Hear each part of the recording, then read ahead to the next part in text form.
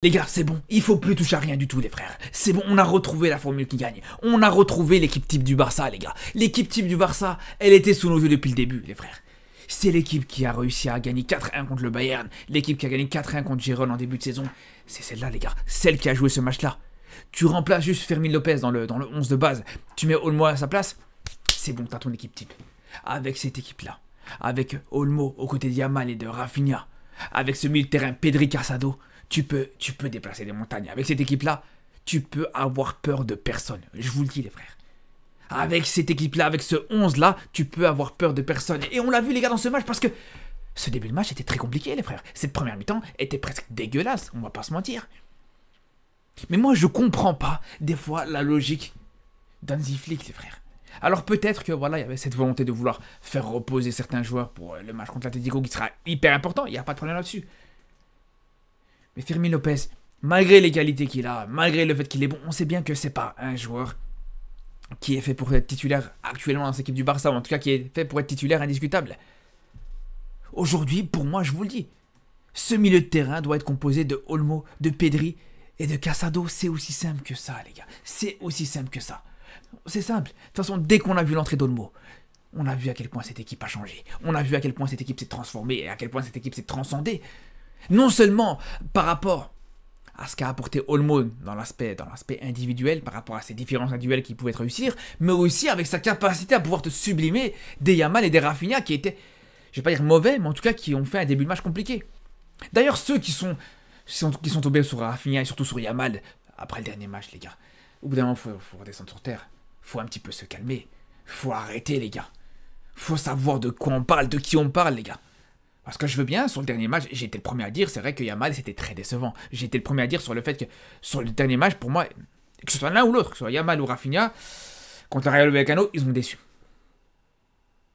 Mais c'est pas pour autant qu'on parlait d'un Yamal qui devait retrouver une place de réserviste, de remplaçant. Bien sûr que la place de titulaire de Yamal, elle est indiscutable, les gars, mais vous vous rendez compte de ce que vous êtes en train de dire? Et on l'a vu de toute façon dans ce match-là, les gars. Dès l'entrée d'Olmo, on a encore vu un Yamal, mais exceptionnel, les gars.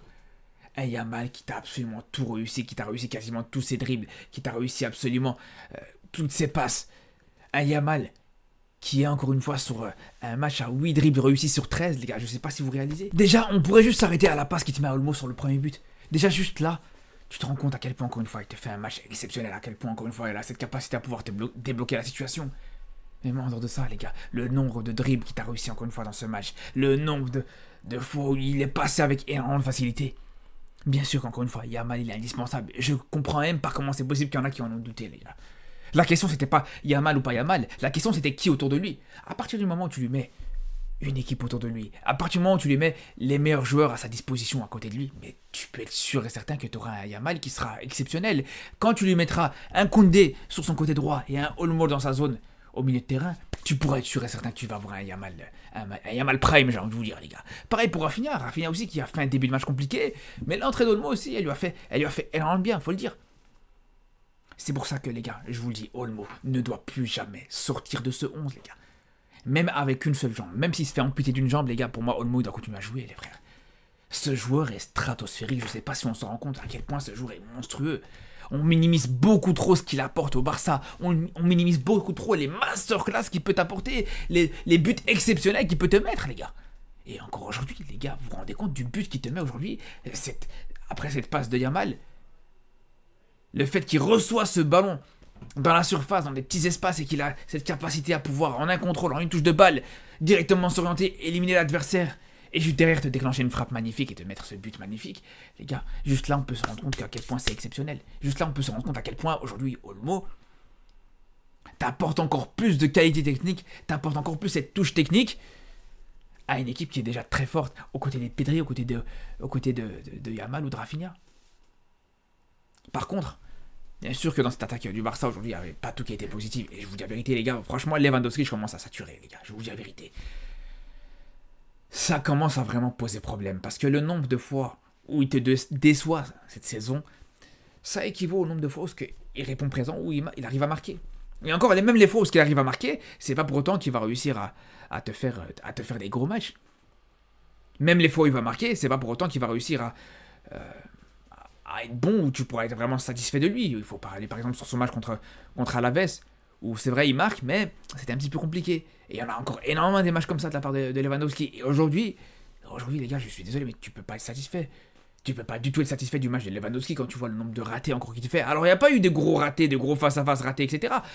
Mais encore une fois, c'est décevant. Parce qu'il reçoit énormément de ballons, il reçoit énormément de centres qu'il a du mal à exploiter. Là où, encore une fois, un Olmo, alors bien sûr, c'est pas les mêmes qualités techniques, je suis d'accord avec vous, mais là où un Olmo avec beaucoup plus de difficultés, avec beaucoup plus de joueurs dans sa zone, beaucoup plus de joueurs autour de lui, il arrive à te faire cette différence avec énormément de facilité, les gars. C'est là où je vous dis, pour moi, il n'y a plus de débat. Enfin, il n'y a plus de débat. La question, elle n'est pas entre Olmo et Lewandowski, mais il n'y a plus de débat sur le fait qu'aujourd'hui, Lewandowski, ça commence à devenir compliqué. Ça commence à devenir vraiment très limite pour être titulaire dans cette équipe du Barça. Quand je vois aujourd'hui, les gars, on est obligé d'y repenser. Quand on voit dans la journée, plutôt dans la journée, un Guirassy qui te met un quadruplé avec Dortmund, les gars, moi je commence à voir ailleurs, les gars. Je suis désolé, les gars. Je vais pas vous mentir. Lewandowski, pour moi, ça doit plus trop faire long feu, les frères. Je suis désolé. On est en train de se dire, là, aujourd'hui, je ne sais pas si vous vous rendez compte que Ferran Torres t'apporte plus de satisfaction sur ces derniers matchs que Lewandowski, vraiment. Là, je suis vraiment en train de me poser la question, sur les prochains gros matchs du Barça, est-ce qu'il ne faudra pas mettre un Ferran Torres à sa place? Je vous dis la vérité, les gars. Parce que ça devient beaucoup trop compliqué. Non seulement à la finition, non seulement ces duels dans la surface, non seulement voilà, ces ballons qui te perdent dans la surface adverse, mais le manque d'apport dans le jeu, encore une fois, c'est problématique, vraiment. Je sais pas si on se rend compte à quel point il fait tâche dans cette équipe du Barça. Là où, encore une fois, voilà, aujourd'hui, pour tout le reste, à part pour Fermin, voilà, qui a pas été à la hauteur aujourd'hui, on peut pas lui en vouloir. Encore une fois, voilà, je vous dis, Fermin, c'est un joueur intéressant, un joueur de rotation qui peut être intéressant pour faire souffler un joueur, pour rentrer à la place d'un autre joueur, etc. Il n'y a pas de problème là-dessus. En tant que titulaire, on sait bien que c'est pas toujours facile pour lui. Mais c'est pour dire, voilà, Lewandowski aujourd'hui faisait clairement tâche quand t'avais ce quatuor offensif. Et encore, je parle même pas de Pedri, parce que si on commence à parler et à comparer l'apport dans le jeu entre Pedri et Lewandowski, on va commencer à saigner du nez, les gars, je vous dis la vérité. Après, je sais que malgré tout, il y en a encore qui vont encore avoir des choses à dire. Alors attention, ce match du Barça, comme je vous dis, était pas parfait.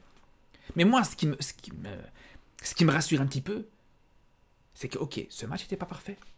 Mais dès que t'as un Olmo qui est rentré, c'est là où vraiment t'as retrouvé ton équipe. T'as retrouvé cette équipe du Barça qui t'a fait vibrer sur ce début de saison. Cette équipe du Barça à qui t'as l'impression qu'il n'y a rien qui peut arriver.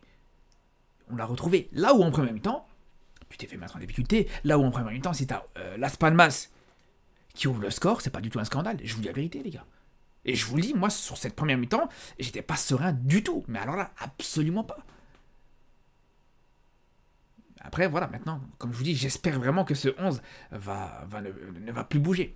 Mais au-delà de ça, au-delà du fait que, comme je vous dis, voilà, ce match est loin d'être exceptionnel, et surtout, il va falloir quand même se calmer sur, encore une fois, ceux qui vont encore créer des polémiques, parler d'arbitrage et tout ça, les gars. Ok, ouais, peut-être qu'il y a une main d'Eric Garcia dans la surface du Barça. Il n'y a pas de problème, ouais, il y a une main. D'accord, peut-être qu'on peut parler du fait que ça touche pas vraiment la main, ça peut être l'épaule, etc. D'accord, je vous accorde sur le fait qu'il y a la main. Ok, il n'y a pas de problème. Mais commencez même pas à raconter n'importe quoi et dire ouais non il devait y avoir penalty ou quoi que ce soit d'autre. Parce qu'avant même cette soi-disant faute de main, t'as un hors-jeu de cette équipe de Las Palmas. Donc c'est là où je vous dis commencez même pas. Commencez même pas à rentrer encore une fois dans ce débat et à rentrer dans ce petit jeu de parler de l'arbitrage. Et je vous parle même pas de l'éventuel penalty qui n'a pas été sifflé sur Rafinha en début de match. Là aussi on peut en discuter donc. Rentrez même pas là-dedans. Je vous dis la vérité, rentrez même pas là-dedans. Après, en dehors de comme je vous disais, de ce quatuor offensif dans cette équipe du Barça, les gars, pour moi, je vous le dis, encore une fois, quand je vois le match de Casado, pour moi, il n'y a plus photo, les gars. Je suis désolé, les gars. Vraiment, il n'y a absolument plus photo. Vous allez me dire, je m'acharne sur De Jong, j'ai une dent contre De Jong, mais quand on voit un match comme ça de Casado, à quel point le match de Casado aujourd'hui est presque parfait, les gars. Il te gagne tous ses duels. Il te gagne tous ses duels, les gars, pour commencer. Il te réussit tous ses dribbles. Il n'en tente pas énormément, mais il t'en réussit. Sans même en tenter énormément, il t'en réussit déjà plus que De Jong sur son dernier match, où soi-disant De Jong a été exceptionnel sur le dernier match contre le Rayo Vallecano. Mais comparez juste le nombre de dribbles réussis entre Casado aujourd'hui et De Jong sur le dernier match. Le nombre de prises d'initiative que Casado peut te faire. Alors c'est vrai, il y a des fois, il y a des passes ratées, des passes vers l'avant, attention, des passes vers l'avant qui va pas forcément réussir à trouver preneur, qui vont être un petit peu compliquées, mais il t'en réussit aussi pas mal. Plusieurs fois, il y a cette volonté de casser des lignes du côté de Casado, qui le fait très bien. Et je vous parle même pas de l'aspect défensif, parce que là, si on commence à parler et à comparer De Jong et Casado sur l'aspect défensif, c'est fini les gars. De Jong, il est complètement hors catégorie. Casado aujourd'hui infranchissable. Il s'est fait dribbler aucune fois. Là où tu as un De Jong sur le dernier match qui se fait dribbler 2 fois sur le dernier match contre le Rayo Vallecano. La différence, elle est abyssale. Elle est abyssale. Et en plus, le fait d'avoir un Casado comme ça, qui est capable de couvrir les arrières de Pedri ou de Olmo, ça peut permettre justement de lâcher les chevaux. Ça peut permettre de mettre en valeur ces joueurs-là, les Pedri, les Olmo et tout ça. Là où, avec un De Jong, je vais pas vous mentir, on sent bien que tu mets un Pedri, tu mets un Olmo, n'importe quel autre, tu sais bien qu'avec De Jong derrière, tu seras moins serein d'aller attaquer, d'aller laisser des espaces dans ton dos, etc. C'est là où pour moi il n'y a aucun débat, je sais même pas comment il y en a encore qui peuvent encore discuter là-dessus, je vous dis la vérité les frères. Et j'espère vraiment contre l'Atlético qu'on verra justement un Casado qui sera titulaire. Vous savez pourquoi? Pour une raison simple, c'est que pour moi, quand on voit le dernier match contre l'Atlético qui s'est joué en championnat, c'est vrai que Casado a commis une erreur sur le but, sur le deuxième but de l'Atlético. Ou sur le premier, je sais plus, mais en tout cas sur un des buts de l'Atlético, l'erreur de Casado, elle est énorme. C'était d'ailleurs sur le premier but. Mais tout ça pour dire, les gars, j'ai envie de voir justement Casado rejouer contre l'Atlético et montrer que ce match, ou en tout cas cette erreur qu'il a fait contre l'Atlético en championnat, c'était juste un accident. Je suis persuadé. Parce que, en dehors de ça, il t'a fait un très bon match. Il t'avait fait un très très bon match. Je me rappelle ce jour-là. Et c'est pour ça que j'espère qu'il sera titulaire ce jour-là. Et j'espère vraiment que, comme je vous dis, que cette équipe qui a joué ce match, cette équipe qui a fini ce match, à peu de choses près, sera titulaire sur le prochain match contre l'Atlético. Je vous le dis, les gars. Avec cette équipe-là, tu peux faire des très grandes choses.